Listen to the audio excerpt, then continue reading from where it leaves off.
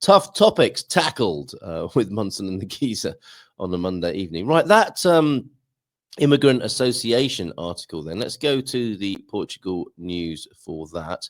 And immigrants are asking for representation, as you might, consideration, not representation. Nothing about us without us, I guess you might say.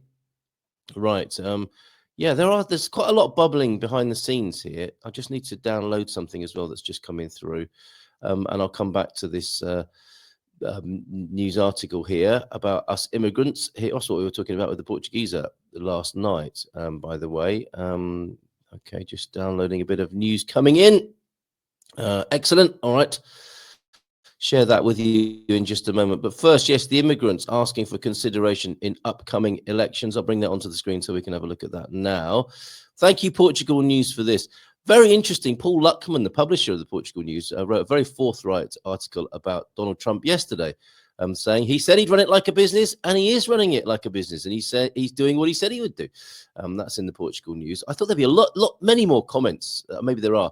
Tony was saying maybe there aren't many comments because everybody's on the beach because it's a beautiful day. That happens, and so it should. And if the weather's like it was yesterday, I might even have a swim today. But let's see. Immigrant associations in Portugal want the topic to be discussed, as in themselves, by politicians during the electoral campaign for the early legislative elections in May, but fear that polarization will harm integration policies. The current government, the PSD-CDS, promoted several reforms in migration policy, making it more difficult for immigrants to enter by eliminating expressions of interest. Not the favored route, it has to be said, of most of our community here, but expressions of interest to settle in the country. A legal resource, excuse me a minute. Still a little bit of coffee here, coughly. A legal resource, this is expressions of manifestación de interesse, a legal resource that allowed foreigners with tourist visas to be legalized in Portugal and facilitating the entry of nationals from the community of Portuguese language countries, the CPLP, while at the same time promising to strengthen consulates and new measures for hiring in countries of origin, the so-called Via Verde, green route for business associations. I found out yesterday that VFS is ultimately owned by BlackRock. Is there nothing they don't touch or own? And eventually they might rationalize and improve it. Who knows? Indian company owned by BlackRock. The director of the Portuguese Catholic Migration Works, which brings together many associations in the sector, lamented to Lusa, the news source for this, that political uncertainty and the lack of adequate public services are placing the lives of many people waiting for solutions that do not exist. It's like waiting for Godot. What we ask is that you stop instrumentalizing migration for political reasons. Fair comment, said Eugenia Quaresma. But if you ask politicians to sort out immigration, the chances are, I would say, this isn't from the article, this is my opinion, the chances are they might think of it in terms of their own ends. Politicians can be like that, can't they? Recommending that party leaders talk to each other instead of polarizing their discourse to obtain electoral dividends. Nicely put. You cannot achieve the good of the country without considering immigrants and promoting appropriate policies. As I was saying to Tony last night, I think we've got some work to do as immigrants and possible immigrant associations. And I was commenting on some very bad behavior that was coming through on a video from Caldas de Rainha, near to where I live. It's right on my doorstep. And I'm thinking, okay, these guys need to behave themselves. And if they don't, they deserve to be booted out of the country. And their immigrant association, our immigrant association should represent ourselves well and make sure our communities behave themselves. But that's a side note. He said, considering that politicians must look at what is happening in the rest of the world and agree on integration and reception strategies, our immigrants are being affected abroad by the measures taken by the United States, and there's already deportation. So it is important to sit down at the table and talk without instrumentalizing the issue, he recalled. The changes in migration policy were not accompanied by improvements in public services dealing with immigrants, which need much more investment from the Portuguese state, he added. We have to work to improve the quality of services from the country of origin itself. We hope that consulates will function and that resources will be improved. But maybe there's a big but coming in here. At this stage, what we feel is that time has stopped and people have their lives on hold, he maintained. There are a lot of people feeling like that. According to the person in charge, the Integration, Migration and Asylum Agency, IMA, has been more concerned with administrative regularization instead of focusing on reception. Integration is part of IMA's name, but we still have some communication difficulties in fine-tuning the integration mechanisms, acknowledged the Catholic leader.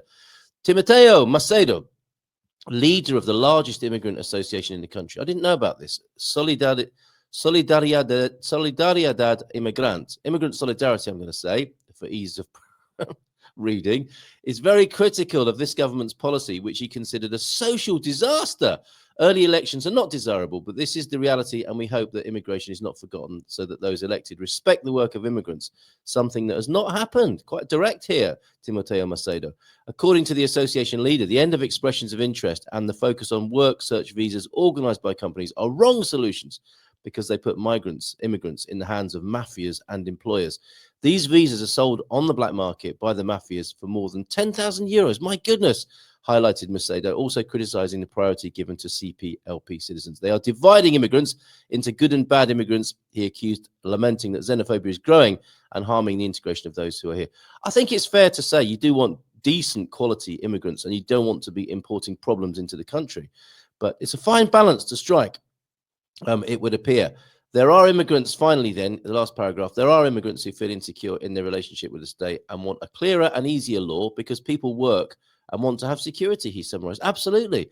When the imbalance affects people who just want to get on and make a decent living and start a new life and contribute to Portuguese society, if that balance gets ruined, that's not good for the country either. And that's me saying that, not the article. Anyway, I wonder what you think about that. And I hesitate because this is a topic that I think you have fairly straightforward views on. There is I've got a little journey to share with you. I think I have had a concern from both sides of the pulpit, or however you might describe it. People saying there's going to be an Islamic takeover of Portugal. We're creating a problem from within by welcoming people who do not share a culture with us, and you see quite racist, let's call them what they are, at some ends of it, some sort of just straightforward racist rants about that, which makes it difficult for other people to have a sensible conversation about quality immigration. But it would appear to be on the agenda now. And how it's, how a lot of these things happen, I suppose, is how it starts to make sense to you when it arrives on your doorstep.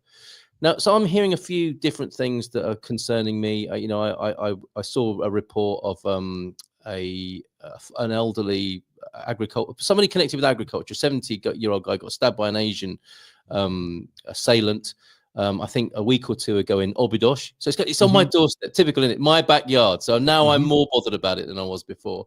And in Caldas last night, I think this was yesterday. Actually, before that, there was an interesting piece in The Resident about 5,000 Muslims descend on Alameda for the end of Ramadan, and quite an extraordinary picture. Early this morning in Lisbon's Alameda, Portugal has reportedly already surpassed 100,000 Muslims. Lisbon has had an unusual Sunday of celebrations. First up, early morning, was the arrival of around 5,000 Muslims dressed in full costume, which I think is a quaint turn of phrase. Pajamas. Dressed in full costume in Alameda to celebrate the end of Ramadan. Eid al-Fitr, the celebration that marks the end of Islamic holy month, which for 30 days requires fasting between dawn and dusk, begins with a community prayer held in mosques or open spaces, bringing the whole community together, hence why there might be 5,000 Muslims in one place. In Lisbon, where an estimated 15,000 Muslims live, prayers were planned for Praça do Martim Moniz and Alameda, in addition to the usual prayers at the central mosque. And they Natasha Don compares and contrasts this to the St. Patrick's Day celebration, which is a bit different, isn't it? They're both cultural celebrations in a sense, aren't they? And they're both religion-based, but I think they have different hobbies or interests that the activities revolve around. In stark contrast, a few hours later, the city hosted celebrations for St. Patrick's Day, even though the date fell 2 weeks ago. Thousands of people marched down the Avenida de Liberdade to the sound of bagpipes played by Portuguese and Spanish bands. This was the second celebration of St. Patrick's Day in the capital, organised by the Guinness brewery giant.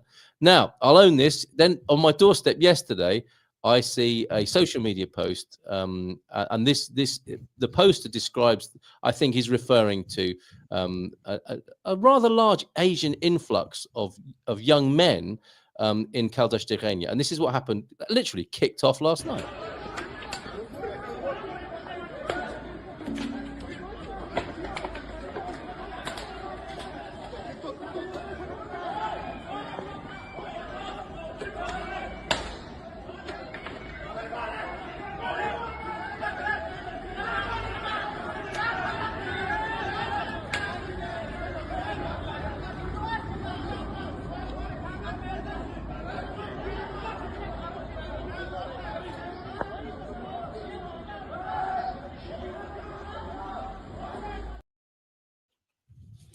Now, when it comes to the street you recognize, it just kind of changes the game a little bit. So I was very concerned when I saw that.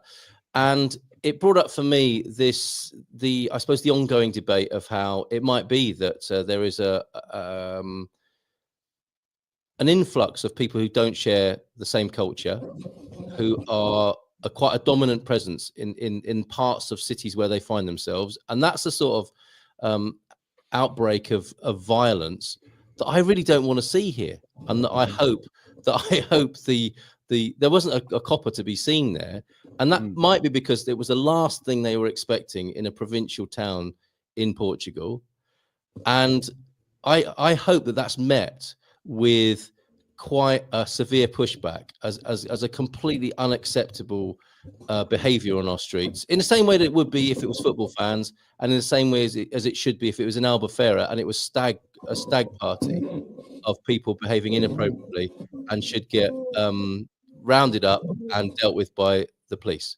And this happened last night. I don't know what's going to happen with that, but it is prompting a conversation I want to open up. Is when people say we are not the same, that there are two cultures being, I suppose, essentially forced by immigration policy to live side by side in a way that they don't necessarily want to, are we creating a social time bomb for ourselves? And I know you have views on this, Tony. Well, obviously, you can just see it in the other countries where it's been going on longer. Okay, should we end the conversation there? Well, I don't understand how it is evident. I mean, look at Ireland, look at Germany, look at Sweden, look at the UK. Right. That's what happens if you don't control let me tease out your view then. So there are a number of views on this. I'm not a cultural relativist, Carl. I've told you this before. I don't believe that all cultures are the same, and I don't care. I don't care, because I don't think culture is race. I'm not interested in the EU and the UN's ever expanding definition of what racism is. To me, racism is discriminating against people based on the color of their skin or their ethnicity.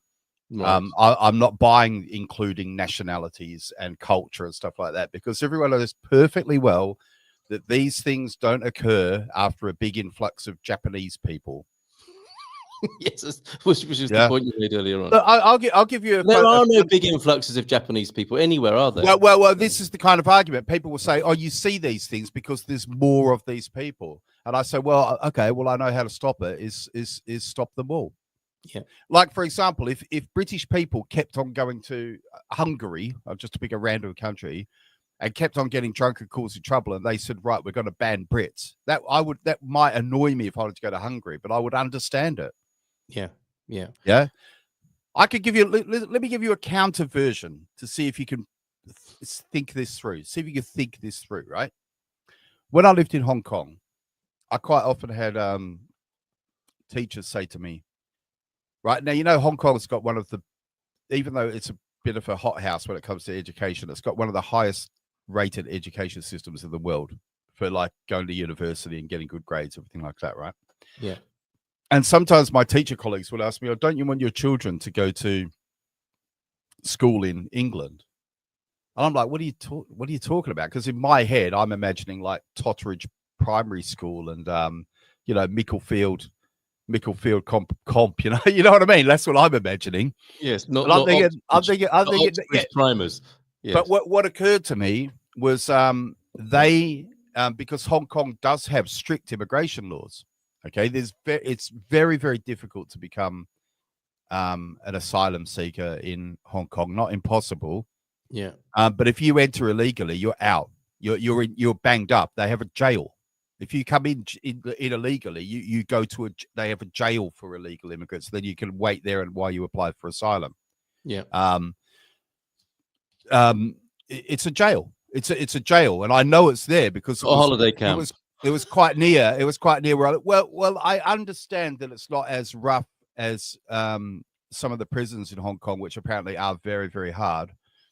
But it's still you're locked in, and you can't get out and all that sort of thing. So like they can't escape from there. Yes. So that's what you got go if you go there. Now, what I realized after a while was Hong Kong is pretty homogenous. Most people are Chinese, but there are other ethnic groups there. There are obviously the filth, the failed in London, try Hong Kong crowd, who are mostly mostly white. That is an acronym for people who live in Hong Kong. And you failed in London, try Hong Kong. You got the Indian tech bros. Yeah. You've got there was some Pakistani people. There is a big mosque in Mongkok. There's all religions there. Mongkok. Oh God, you're like a child. Stop it. Did you do that on purpose? Just as I was drinking. Just as you got the water in your mouth, I went cock. Yes, I know. You've done that to me and to Agrippa tonight, who liked your comment about Japanese people. Now then, Jackie. But what I realized was because of the visa rules in Hong Kong, to be there means you're at the very least a graduate of university. Otherwise, you can't get in. Yeah. So that's one of the rules. If you want to go work in Hong Kong, you have to be a graduate. You can't have a criminal record. They want good quality people, and these are the criteria by which they judge. They want good quality people, and they don't care where you're from. So you could be so. For example, there is quite a lot of racism there against Filipino people who most of the Filipino people in Hong Kong are maids, right? Yeah, but they're not all. So, and this has been an argument that sometimes happens in Hong Kong, is if you're from the Philippines and you're an engineer, you could go there and you will be an engineer. Do you know what I mean? Yes. They don't care. It's almost like the American dream, isn't it? It's similar to the American spirit of immigration originally, or So what I realized, and people might find this amusing and understand the point, is what I realized is that the only contact Hong Kong people have with, I'm going to say Western people, and everyone probably knows what I mean. I don't mean white. Yeah. Right. I kind of mean the Western world. The Western world. So I'm even including countries here that might not be first world, but where the people have had, because even in the third world, there are people who are having a first world experience, right? Yeah. You understand what I mean? They're well spoken, they're well educated and well read, right? And professional people. So what I realized is, the civilized world is a better way to put it, Agrippa, I think, because then I'm not excluding the third world, right? Yeah. And what I realized is that Hong Kong people don't know about, for example, chavs. They don't know about chavs. And what do you mean by that for the purposes of this conversation?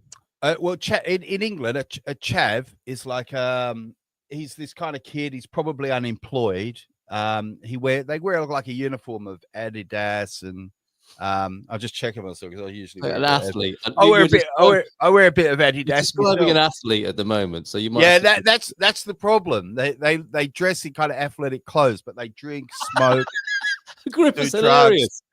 Okay.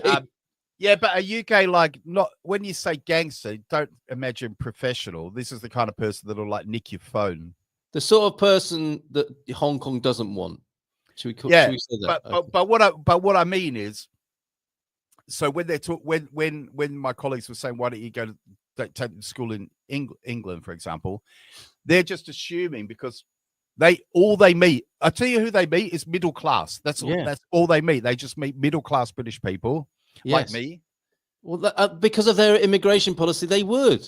Yeah. So that's all they meet. So the problem is, you see this, you get this. I'm not sure if this has become an argument in Portugal, but in England, you'll have people say, "Well, my doctor was from Pakistan." Yes. And you don't like immigration. It's like, and this is the problem, what I was talking about before, where it's like I was saying that the right get accused of wanting no government, which is actually anarchy, and that's not what they want. The left get accused of wanting communism. Yes. Do you know what I mean? So yes. This is what happens in the immigration law. So what I think people who are on the right want is controlled immigration. So well, I would talk about what we want, because that's the problem, isn't it? When we talk about concepts and projections, you know, I'm owning this. I'm owning my discomfort with this situation. I would like to believe in equal opportunity for people. Yeah. But I don't want to see disgusting behavior having moved to a culture that I really value. I don't want that disrupted. I think I play my part in that culture to be respectful and behave in a certain way that falls into line. You know, there's room for improvement always, you know, linguistically but I think I show that I am no threat to people, and I want to contribute to the local situation. And when I see video like I did there, and what's poignant about it as well, Tony, are the words that came with it. And it was a woman who posted it publicly on Facebook, and it's a translation from Portuguese, but she says, in Boils of the Queen, which is Caldas badly translated by Google, it's getting a panic. It's just sad because in the meantime, you can't walk restless on the street. I think that's probably relaxed in the streets. Very bad. Keep letting these people in. Call me what you want, as in call me what you want, mate. But as long as you give money to these who are all illegal business, keep going. Do you know the result?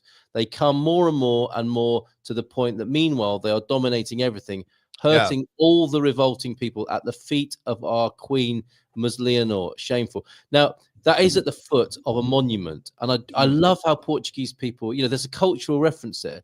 This shows an absolute disregard for culture and history of Portugal, for these people to behaving the way they are, poetically, poignantly, under a historic royal monument. They're having their fight under a monument to a member of the royal family who is notable in Caldas, and you can feel the sadness in that comment, or I projected onto it. So what can be done? We can analyze what we think the left and the right. Well, you have to chuck them out. If they're illegal, it's criminal. Do what Hong Kong does: build a big jail, get rid, and stick them in there, and you have to put a gate on, because otherwise you're inviting infinity immigration. It's that simple. If you're not putting a number on it and you're not coming up with a solution, there's a very good video people can check out about this, and I think it's called the Gumball. I'll see if I can find it. Gumball immigration or something like this. Gumball. Keep talking into your mic, by the way, because this is interesting what you're saying. While you're finding that as well, I'll come to a few comments. I think these are what he does. It's called Immigration and World Poverty Explained with Gumballs. And what people in the first world need to understand is there's billions of people in the world who live on like $5 a day, right? You can't have uncontrolled immigration from these places, or you will be overwhelmed. It's just a matter of time. And at the moment, we're offering infinity. We're not saying we're going to cap it, because there's no one is offering a solution. In the EU nation states, as an EU policy, right? The government, whatever, they're not offering any solution. So right now we're offering infinity. If you can get here on a boat, you can get here, and your life will be better. Yes. You know, so for example, I see in England people say, "Oh, they're not 5-star hotels, a Travelodge," and I get this. There is exaggeration from that side. You know, Travelodge was never a 5-star hotel, was it? But you know what? It's probably a lot better than a mud hut, or a shanty. Yes, you know what I mean. Yeah. Plus, you get some benefits. Plus, you get food. Plus, you're warm in winter. And plus, you would do that, wouldn't you? If you had the chance to do that and improve your chances in the way you've just described, you probably would. Of course, I would. Of course, I would. I don't blame them for trying. You know, but I think that it's a crime to illegally enter a country, and I think it has to stop. Yes, it has to stop, and the only way to stop it is with immigration prisons, and then people can put their asylum claim in. Look, you can have them be very nice. You know, you can have which is how I understand it is in Hong Kong. I understand that inside the prison, it's, you know, they don't call it a prison, they call it an immigration holding center or something like that. Processing center or something. Yes, yeah. But yeah, I mean, from the outside, I could see it because it was quite near where I used to live in Hong Kong. Yeah. I mean, everything's near in Hong Kong, but you know, you could see it had the proper wall of the fence around it, and you know, people couldn't get out. Yeah. Now, in Portugal, you don't have to come by boat. You can fly into Portugal and disappear and enjoy a different sort of lifestyle, can't you? I think that's what you're talking about, presumably, and the gumball effect. Yeah, I mean, that had never occurred to me before, but yeah, I think without a control, this phenomenon will only increase, right? Because who would? It will increase, and you can see it in the countries where it's been going on for longer. Yes, who wouldn't want to move easily to a country you can move easily to improve your life? I mean, we would all do that, wouldn't we? Right, Brexit led to a massive increase. Let's have a look at a few comments on this then. Brexit led to a massive increase in immigration and small boats, so possibly staying in Europe is the answer to prevent uncontrolled immigration. Not entirely sure what that means. And when I was talking to somebody earlier on today, it was interesting. Why in UK would you go by boat if you could just fly in on Ryanair, for example? That's a very valid question, isn't it? And presumably a lot of the people who go by boat don't want to be tracked coming into an airport. Or is it because they come from a country well the thing about it is what your conversation reveals that you haven't done a lot of investigation. Because I haven't. No, because most do come by plane. The vast majority overstay, or they're students. In most countries where the immigration is happening, including the UK. Yeah, okay. Like there's many that come in legally and then just stay. Okay. A JMC says this will make the left to rethink itself. Islamic takeover? Nah. What happened in England won't happen in here. Well, do you think it's an Islamic takeover in England? Yes. You do. Yes. But you could go to a village in, I don't know, Northumberland, and there would be no sign of an Islamic takeover. What do you mean? Well, not yet. Well, not yet. It's look. I've said this before, right? I don't. Again, I'm not a cultural relativist, and I'm not a religious relativist either. I'm broadly speaking, I'm a Christian, and I don't see why I should have to like things that I don't like. This bothers me. This bothers me. I think that's a kind of fascism that I get forced not to be able to criticize things. And I think certain cultural values are incompatible with Western values. And that's not to say and you think that should be governed. That should be governed by, of course, the government. They should represent that sentiment as an immigration policy. They should represent the will and the cultural values of their sovereigns, the people who are part of their culture, who pay their wages. But for years we've heard, and I think that most people accepted it at face value. If you go back 20 or 30 years ago, where people would say diversity is good for us, right? Diversity is good. Diversity is our strength. And then you realize that, well, actually, everything's been getting worse. We've been doing this for decades now, and everything's getting worse. So is that not a bit of a straw man, though? Because you know, it's provable that diversity can help and is a good thing in philosophical terms. Of course, that doesn't mean it all is, right? Is that the point you're making? It's not all good. It's not all. Yeah, it's not all types of diversity are good. Yeah, well, it's good when it's good and it's bad when it's bad, right? Like everything. Well, I think okay. Let's say if you had a house with 10 people in it, and it might be good to have 3 or 4 people in who aren't from the sort of main community in that house, let's say. Yeah. But what happens when 2 or 3 of them who are very, very good pals start really throwing their weight around? Do you know what I mean? And start wanting things their way. And but that is very human, isn't it? And you know what's interesting. I know what you want to do, Carl. You want to ignore the elephant in the room. I'm not. I wouldn't ask for this conversation today. In my opinion, and I know it's uncomfortable for people, but in my opinion, there's a particular culture that causes the majority of the problems, and that's not to say that in the West there are some parts of the culture that cause problems, but I don't see why. If you've got problems, inviting more helps. I know I'm not. The reason I'm having this conversation is to address the elephant in the room. what I think you're referring to, and what people find it difficult to talk about, is what is it called? Islamism or extreme Islamic culture. Well, why do we find it difficult to talk about? Because it's been prosecuted, I suppose, as something that you shouldn't talk about, and is against the law. Yeah, they've even made up a special word for it. Yes, okay, haven't they? The other religions don't have. Okay, but that, and that doesn't mean we can't have the conversation, though. No, and I mean, we should have the conversation. That's why we're having it today, right? In the UK, it seems like even blasphemy laws are coming back for the just to protect one group. Right. Okay. Yeah. So like let's the other week there was a guy in Manchester who, and I almost don't want to say this because it annoys me that you have to say it. I wouldn't do it, but you do this a lot. You have to. A guy burnt a Quran. Yeah.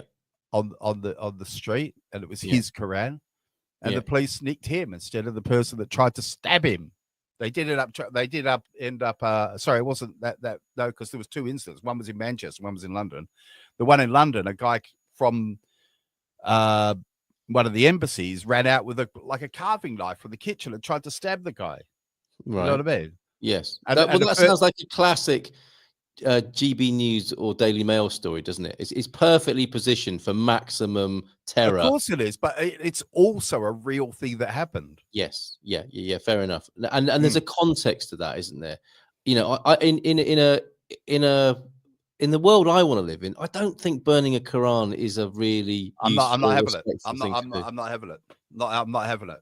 In the world I want to live in the world I live in, if you own something and you want to burn it, you go ahead and burn it. Okay, but there is a big difference, isn't there, between burning a Bible and a Quran? You know, I would include anybody's holy and revered books. Why? What sort of world is that where people are burning each other's holy books? What's clever about that? I don't know. I haven't gotten past the run out to the street and try to stab him bit. Yeah, of course. But I'm not saying I want to live in a world where people don't get prosecuted for stabbing people, but they can burn each other's holy books, or can't burn each other's holy books. You know, there's a context to this, isn't there? And you have to look at the big picture rather than these cherry picking these little bits of it. No, I don't. No, you don't have to. But I choose to. To. Okay. I'm not doing that because they're not in the same. They're not in the same. Whatever they're so different in severity, and no, of course the person trying to stab somebody should be prosecuted. I'm not suggesting they shouldn't be, and yeah, of course it's much worse than burning a book.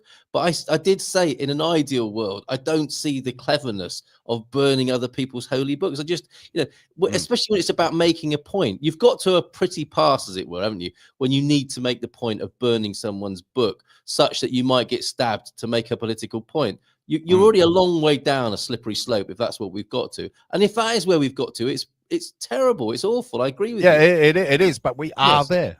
Okay, all right, fair enough. Yeah. For me, the biggest issue is the willingness to assimilate. The guy at the store down from my apartment doesn't speak a word of Portuguese, and he just shows you a calculator price for your goods, says Agrippa Maxentius. On the other hand, there are folks like my friend Adi from Pakistan, who's been here 10 years, fluent in Portuguese, goes out of his way to learn and appreciate the culture. Now, this is another angle on this, isn't it? Who are the elders? Who are the great representatives of the cultures that are trying to assimilate in Portugal? And how are they managing this? Because there's a big onus, isn't there, on that part of this, and why? And it's sad that that's quiet at the moment. So it's the same for us, isn't it? I don't mind calling out bad British behaviour, and we should, right? As in our sort of duty to become Portuguese citizens. And I want to see all communities do that. And I do see an absence of that. Just generally, it's not a conversation that's being had, is it? The elders aren't stepping forward and saying we need to speak to each other from our different communities. We need to represent ourselves well. We need to talk to our people, and we need to manage our people in this new culture. There's a definite absence of that, as far as I can tell. Yeah. Well, I could give you an example of the problem. Yeah. Is that I think that among, let's say, British people in Portugal, I expect the people who are necking 10 Stellas every night and going out fighting are a minority, yes. real minority. Yes. And from that point of view, it would be no skin off anyone's nose to get rid of them. Yeah, but like just to give you an example, in the UK, something that happened recently was the grooming gangs. Everyone knows what the grooming gangs are, I think, by now. Now, in some of those towns, it's estimated that 20% of the men were involved in the grooming. 20%. Now, what that says to me is it's probably higher than 20%. I doubt they caught the ball. Yeah. And it probably means that many, many other people who weren't doing the grooming knew about the grooming. And I've said before, I can't imagine, like, I'm not saying it's impossible and that it hasn't happened, but I can't imagine, if my mate Malcolm gave me a call and said, "Hey, Tony, listen, I've got this 15-year-old girl here and we've drugged her up and all the boys are coming around." You know what I mean? There's not enough. You don't know enough. It's not widespread enough in your community that can happen. Yes. So this is and the point you're making is what they are not policing themselves. They have a different standard of behavior. They have a different standard of behavior. Yeah. Yeah. Okay. As a group, not all, but as a group, and it's just, you only have to apply rational thought. It can't be that every culture is exactly equal. It doesn't make sense. No, and so as a group, so obviously when we say what are British values, for example, we might say our Protestant work ethic, but we all know some very lazy fuckers in England. Do you know what I mean? Yes, but generally speaking, okay, I get it. Yeah, it's a generality. Japanese people are very polite. Okay, well, there's a comment about that. Let's look at a few of these comments because they're very good. Sorry to overlook you, Pete, as I have done so far, but these are some interesting comments from many of you here. Good evening, Jackie. Pete is saying St. Patrick's Day is celebrated everywhere at all sorts of times. It's hard to find a country without an Irish pub. This is a clash. This is a clash between them. Imagine, God forbid, if suddenly Brits and Irish clashed again over here. What would we do? Well, I remember seeing a tourist, and he looked British to me, and he was having a pee against a GNR van, and the GNR officer got out, took out his truncheon, and gave the guy a whack. And I thought, excellent, brilliant. Yeah. I wasn't thinking this is really unfair to us British tourists. I was thinking that idiot deserved that, and he's gone on his way, knowing that is not acceptable behaviour here. And he couldn't do that. He couldn't do that in the UK anymore. What, he could pee on a police van? Yeah, but he wouldn't get the truncheon. I think he could get inside and have a pee in the police van in the UK, according to the news sources we have. Tony, Portugal. Now this is what comes up, doesn't it, in this conversation? Portugal. Thanks, Pete, for this. Portugal desperately needs immigration. Preventing immigration would be a disaster and impossible given the borders. Now, you're not talking about stopping immigration, are you? We're talking about quality here, aren't we? And we're talking about the elephant in the room, if we like, which is the type of people we want to share this lifestyle with, right? Yeah. Well, when I don't know about you, but when I came to Portugal, I had to show them that I actually had a bag of cash. I had to show them some amount of cash. I can't remember what it was. It does sound gangster. It does sound very mafia. Yeah. So I had cash, and because I didn't want to show them my other stuff. Your Bitcoin. Right. No, but this is what I was suggesting. I won't draw you out on that. This was suggested as a way, and they were happy with that. But the thing is, I had to show them all my duty. I had to show them my duty frees. You know what I mean? I had to show them the cash. I had to show them that I was a Brit. I had to show them. I can't remember. You know. Pre-Brexit then? Did you do it? You've just before. Just before. Yeah, all right. Right. I mean, October. You see, the interesting thing about the quirk that has allowed some of us Brits to be here is an age-old association, isn't it? The reciprocal rights. Now that's based on cultural appreciation, isn't it? a long-standing agreement based on mutual aid between the countries, which is a very interesting basis for that's survived to this day, that has made it possible for us to be here. Right, having visited Japan, there is an example of a dying culture that encourages a high suicide and low birth rate. The one city I could never live in is Tokyo. Happy to be a tourist, but not live there by the sound of it. Japanese hate the Chinese, and especially those from Hong Kong, whom, when we spoke to our Japanese friends, said they were arrogant, inconsiderate, and dirty. That's a bit racist. Okay, yeah, we've already. Well, yeah, you know, this is the thing, and I'm sure anyone who's I didn't know that it's Council House and Violence. Probably is unaware. It's one acronym for it, isn't it? Yeah, but one thing, as someone who has travelled a lot, I think probably more than the average person. Whenever I hear people talking about racism in Western cultures, I say, yeah, go to Asia. Oh, yeah, Asia. You want to see racism. Nothing casual about it. You see adverts on TV where a woman puts a black man in a washing machine and he comes out a handsome Chinese guy, or seriously, or they get something stuck up a tree, so they grab a black guy and send him up the tree to get it. Right. You know, okay, yeah. Where black people are literally called black monsters in Chinese. We have. You could say we've come a long way in Europe. Well, more or less controlled. It must suddenly you can do no wrong. Which previously he said everything you thought was wrong. Now you've pivoted in his mind. It must be a past that doesn't overwhelm the country like it is now. JMC, tell us: are more and more people feeling infinity immigration? Yeah. Portuguese people, is this a thing then? People are feeling like they're being overwhelmed. Can we get a sense of that? Because it's difficult for me and Tony, I think, to be fair, isn't it, to get a real sense of what Portuguese. Well, not really. I can see it happening in Oliveira already. We've already started to notice it here as well, even in the middle of Portugal. Yeah. All right. Another huge issue is the immigration issue increases the price of rental and homes because they're happy to fit 10 or 15 people into a T1 to say both ends. So the wealthy expats get blamed for putting the prices up. And there is a particular way of life, isn't there, for immigrants coming into a new country where they're prepared to work with conditions that the residents, the work the residents won't do, and the lifestyle residents won't put up with anymore, which is what I think you're talking about there, Agrippa. We just set free Templars on them again. Go fetch, woof woof. That's not helpful. Templars are turning in their grave, my friend. That's not very helpful right now. It's a different age we're living in. Tony for president suddenly. Hooray. Here, please have free range.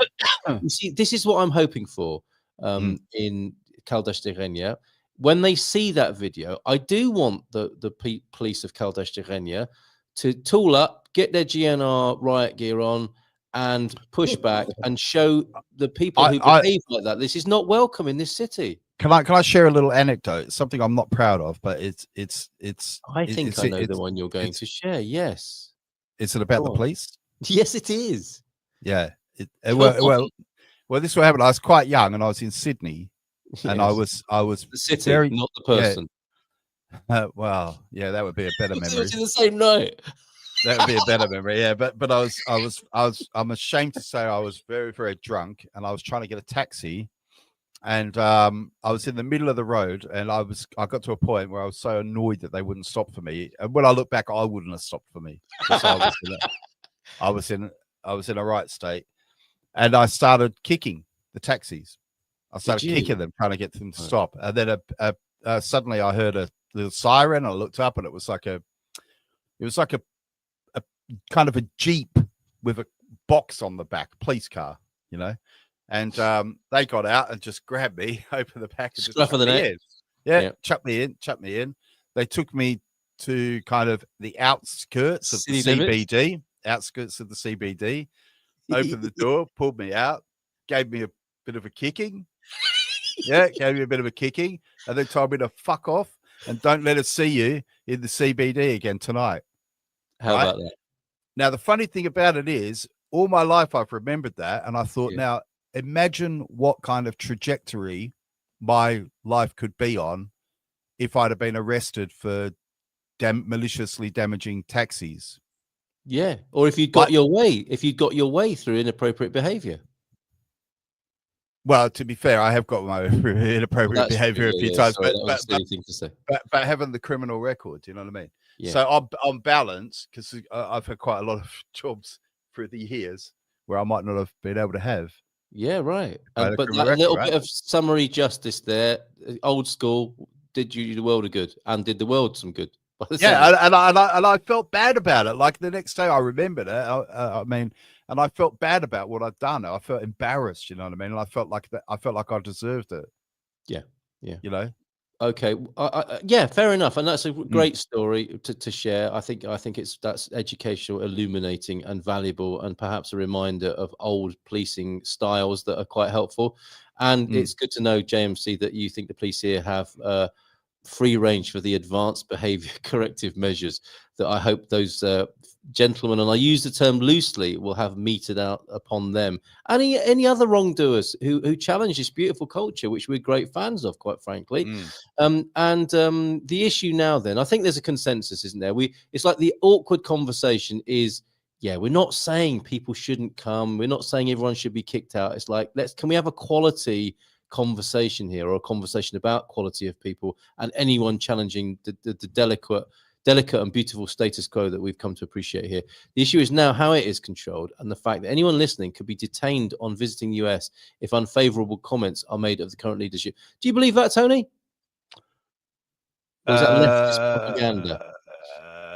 I don't believe any of this stuff anymore, to be honest. Any of this stuff? Anything that's said about Trump that you don't agree with? Well, I don't believe a lot of the stuff that I agree with about Trump. I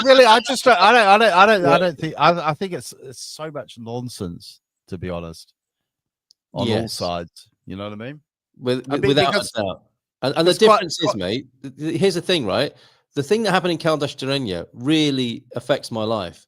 And I'm sorry to sound NIMBY and, you know, like selfish, but actually I do want a decent. I'd moved here for a quality of life that I really appreciate. One of the things on my pros list was safety. Another one was culture. Yeah. So what's the point of being here if the culture gets, you know, destroyed, and the safety gets undermined? Yeah. Colm McKinley, I think we can guess where you're from, Colm. Back in the day when a bobby could boot your ass to teach you the error of your ways. Yeah. And not only that, I mean, I've seen some videos now on YouTube. I know they always probably pick on the smallest one, but I've seen some videos on YouTube of like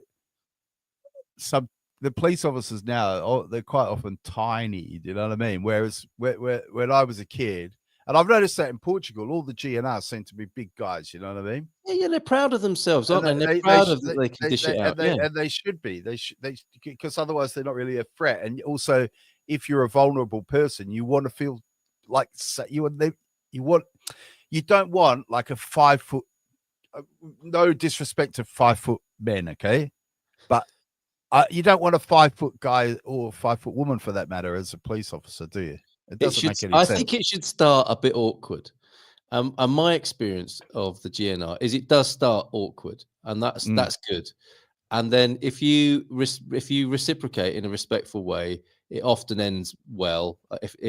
Even if you do get fined 80 euros or whatever. But my experiences with the GNR have been, once that formality is over and it's begun with like, let's bring everyone into the present moment with a sense of my authority here, it can end well. It can end in an amusing way when everyone feels safe with what's going on. But I've no objection to it starting in that threatening, awkward way that you described there, I think, Tony. And long term, yeah. But Brits learn the hard way not to mess with the police in the Algarve. Well, I hope so. I really hope so. Good.